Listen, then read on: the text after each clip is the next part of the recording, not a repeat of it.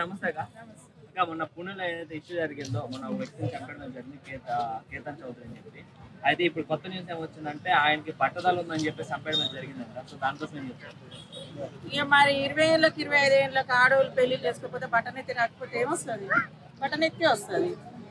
25 ఏళ్ళు వానికేమో కారు ఉండాలి, ఇల్లు ఉండాలి, బైక్ ఉండాలి, అవన్నీ సంపాదించే వరకు 40 ఏళ్ళు వచ్చి మరి బట్ట వచ్చి పొట్టు వచ్చి ఇప్పుడు నీకు నచ్చకపోతే డైవర్స్ తీసుకునేది ఉండే. అసలు నువ్వు పెళ్లి దాకా కూడా పోలేదు. మీ అమ్మ లేరా, మీ అయ్య లేదా, వాళ్ళకి లేరా? చంపడం ఎందుకు? చంపాల్సిన అవసరం ఏమొచ్చిందంట మాకు అంతగానో? దేనికి చంపింది, ఏం అవసరం చంపిందా అంటే వీడికి బట్ట ఉంది, పొట్టుంది, ఇంటికాడ పైసలు ఒకటి ఉంది, ఇంటికాడ తీసుకొని మంచిగా ఇంకొని వేసుకొని ఉందామని చూసింది. ప్రీ వెడ్డింగ్ షూట్ లో కూడా ఎక్కడికో డౌట్ రాకుండా లవ్ చేస్తున్నట్టే యాక్ట్ చేసిందా? నెంబర్ 1 యాక్టర్ కాబట్టి మంచిగా ప్లాన్ వేసి పక్కన బందీగా చంపేసి పెట్టింది. అందుకే చంపింది కదా మరి, పక్కన బందీగా చంపింది, ఏక ముందు కాకుండా. డౌట్ రావద్దు, డౌట్ వస్తే మళ్ళీ ఇబ్బంది కాదు. ఆల్రెడీ 2 సార్లు చంపడానికి ప్రయత్నించింది, బట్ అప్పుడు మిస్ అయిపోయి 3సారి ప్రయత్నించారు. ఇప్పుడు నిన్న మళ్ళీ కనీసం బయటనే తిరిగేది అట్నో ఇంతో. ఇప్పుడు ఆయనతో కూడా లేదు కదా మొహానికి చెప్పుల దండలు వేస్తారు. చూసిన వాళ్ళంత అవసరమా? సంపాదించిన రీజన్ ఏమంది? ఎందుకు అట్లా చంపుతున్నారు? ఇక మొత్తం మొగలను చంపుకుంటా పోతే ఈ ఆడలు పెళ్లి చేసుకోవాల్సి వస్తుంది లాస్ట్కి వచ్చేవారు. అవసరమా మరి ఇంత దారుణంగా? అరే ఒకటి మేకలను కూసినట్టే కోసేసి పెడుతున్నారు. మీకు ఇష్టం లేకపోతే వదిలేయండి. నువ్వు పెళ్లి కూడా చేసుకోలేదు కదా, చంపాల్సిన అవసరం ఏమొచ్చింది? దేనికి చంపింది? బట్టలు ఎత్తుంటే చంపేస్తారా? పెళ్లి అయినాక వస్తుంది అప్పుడు కూడా చంపేస్తారా? మొగడు అన్నప్పుడు గిత బట్ట గిత బొట్టు ఉంటుంది, బట్ట ఉంటుంది, పొట్టు ఉంటుంది. బ్రహ్మానందం కలపలేదా? ఆయనే చెప్పిండు కదా. నువ్వు ఎందుకు పీడ్చుకుంటున్నావు ఒక బిల్లు?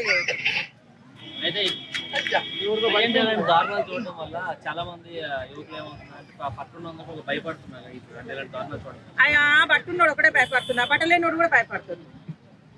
బట్టలేనోడు కూడా భయపడుతూనే ఉండు కదా, బట్టున్నోడు ఒకటే భయపడుతున్నా. బట్టలేని వాళ్ళు ఎంతమంది చంపలేదు చెప్పు? అందుకే నెక్స్ట్ నువ్వు జాగ్రత్త ఉండు. బట్టలేని వాళ్ళని కూడా చంపుతున్నారు కదా. బట్టలే రీజన్ కాదు, వాళ్ళకి అవసరం ఉన్న రోజులు ఉంటున్నారు, అవసరం తీరగానే చంపేస్తున్నారు.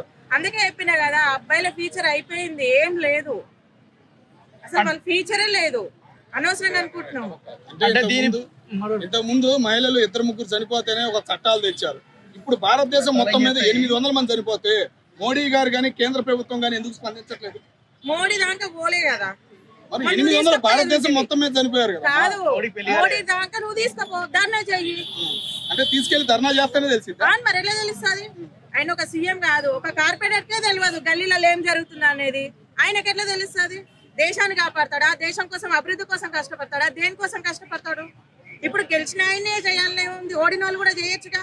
అంటే పెద్ద పెద్ద టూరిస్టులు వచ్చే ప్లేసుల్లోకి తీసుకెళ్లి చంపుతున్నారు కదా.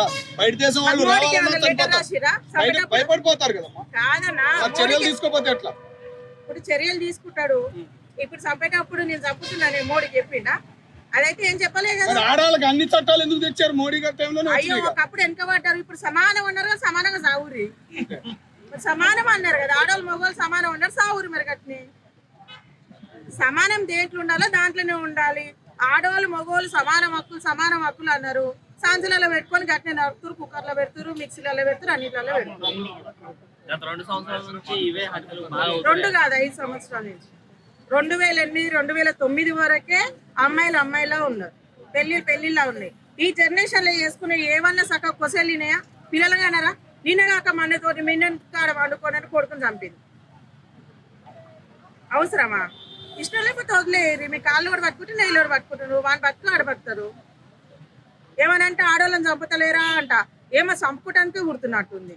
ఇంకా ముందయి చంపుకోవాల్సిన అవసరం లేదు. చంపుకోవడం వల్ల ఏమొస్తుంది చెప్పు?